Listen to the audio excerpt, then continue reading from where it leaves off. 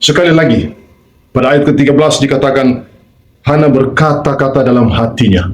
Dan ayat ke-15 diulangi lagi bahwa aku mencurahkan isi hatiku di hadapan Tuhan. Salam jumpa saudara-saudaraku semua. Pada sesi sebelumnya, kita telah berbicara tentang doa. Sikap yang pertama adalah berserah pada janji Tuhan. Pada hari ini, kita akan melangkah kepada butir yang kedua, yaitu sikap yang kedua, berdoa dengan hati. Perikop kita adalah dari kitab 1 Samuel pasal yang pertama. Di situ menyampaikan tentang bagaimana seorang yang bernama Elkana, dia mempunyai istri yang bernama Penina dan Hana. Penina dikaruniai anak-anak laki-laki dan anak-anak perempuan. Namun dikatakan bahwa Hana belum memiliki seorang anak pun. Dikatakan di situ bahwa Tuhan telah menutup kandungannya. Tentu kita bertanya, mengapa Tuhan menutup kandungan Hana? Disinilah sebagai umat yang beriman, kita percaya bahwa Tuhan Maha Kasih.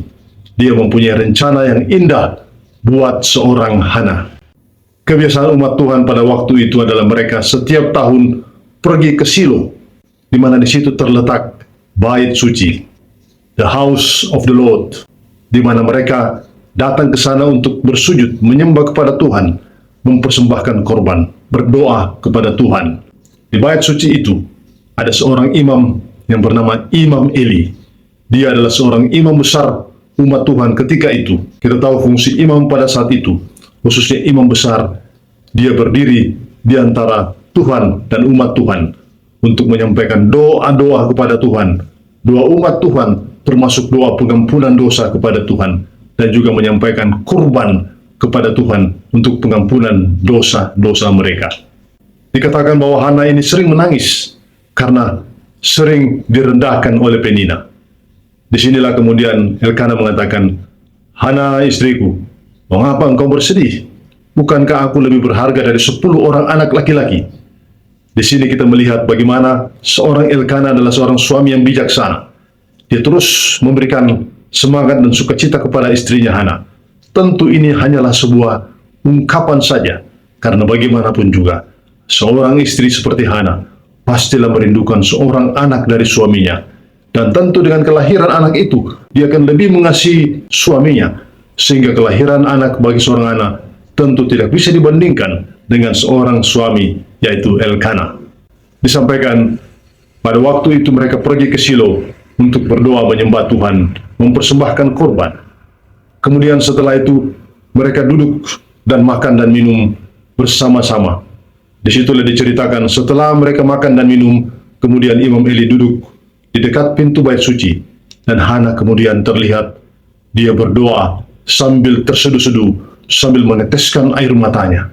Dikatakan di ayat 13, dan karena Hana berkata-kata dalam hatinya, dan hanya bibirnya saja bergerak-gerak, tetapi suaranya tidak kedengaran, maka Eli menyangka perempuan itu mabuk. Ya, sehingga Imam Eli berkata, mengapa engkau mabuk? Hentikanlah.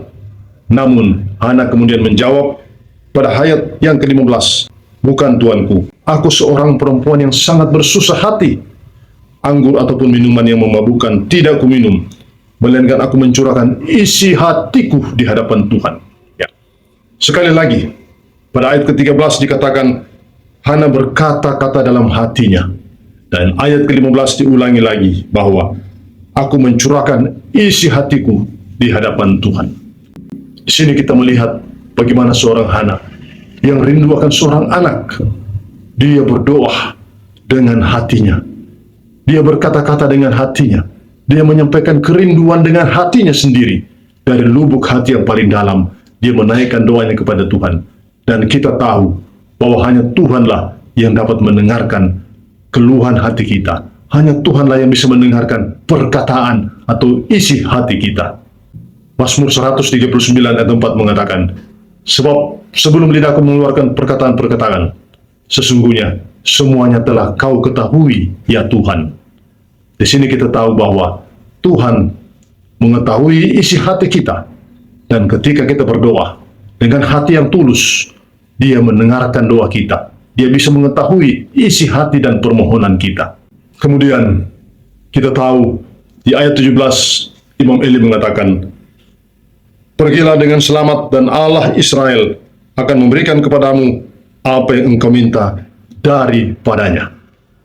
Kita tahu bahwa imam besar pada saat itu, seperti Imam Eli, adalah imam yang berdiri mewakili umat Tuhan di hadapan Tuhan. Ya, sehingga kita tahu bahwa imam besar, dia berbicara dengan Tuhan juga melalui hatinya, dan dia mendengarkan pesan Tuhan melalui hatinya. Dan ketika Imam Eli mengatakan hal itu, berarti Tuhan telah menyampaikan pesan kepada Imam Eli untuk disampaikan kepada Hana. Imam Eli mengatakan, "Pergilah, pulanglah, karena Tuhan telah mendengarkan isi hatimu, Tuhan telah mendengarkan doamu, dan Tuhan akan memberikan apa yang engkau rindukan." Di sini kita melihat bahwa Tuhan berkenan kepada Hana, karena Hana adalah seorang wanita yang menyerahkan kehidupannya kepada Tuhan. Dia berserah kepada janji Tuhan. Walaupun dia dihina oleh Penina, tapi dia tidak menyimpan hinaan itu dalam hatinya. Dia mengampuni Penina, dan dia datang kepada Tuhan untuk meminta janji Tuhan.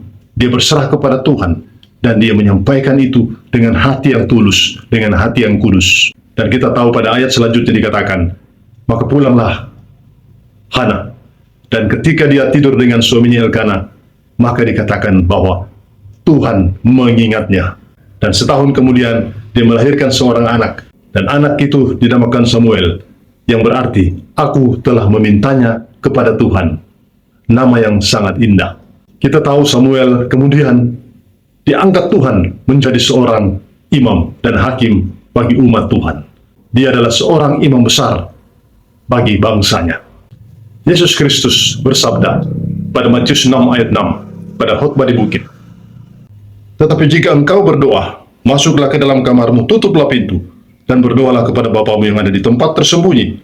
Maka Bapamu yang melihat yang tersembunyi akan membalasnya kepadamu." Bapa melihat yang tersembunyi, artinya apa yang ada di hati kita, yang tidak dapat dilihat oleh manusia, itulah yang dilihat oleh Bapa di sorga. Dia bisa melihat hati kita, dia bisa membaca kerinduan kita, dan dia mengerti apa yang terbaik bagi kita untuk dia sediakan bagi kita tepat pada waktunya.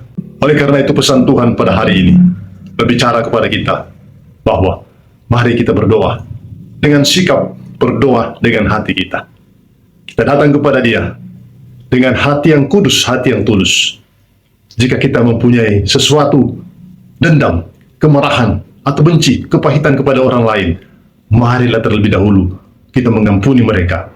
Bahkan jika bisa, kita datang kepada mereka untuk berdamai terlebih dahulu. Markus 11 ayat 25 dan 26 mengatakan, "Dan jika kamu berdiri untuk berdoa, ampunilah dahulu sekiranya ada barang sesuatu dalam hatimu terhadap seseorang, supaya juga Bapamu yang di sorga mengampuni kesalahan-kesalahanmu. Tetapi jika kamu tidak mengampuni, maka Bapamu yang di sorga juga tidak akan mengampuni kesalahan-kesalahanmu." Firman ini mengingatkan kita bahwa kita harus datang dengan hati yang tulus, hati yang kudus, hati yang bersih. Tidak boleh ada kepahitan, tidak boleh ada rasa dendam. Dan Tuhan akan melihat hati kita, dan Tuhan akan mendengarkan doa dan permohonan kita. Marilah kita berserah kepada janji Tuhan. Marilah kita datang berdoa dengan hati yang kudus, hati yang tulus kepada Tuhan. Tuhan Yesus memberkati.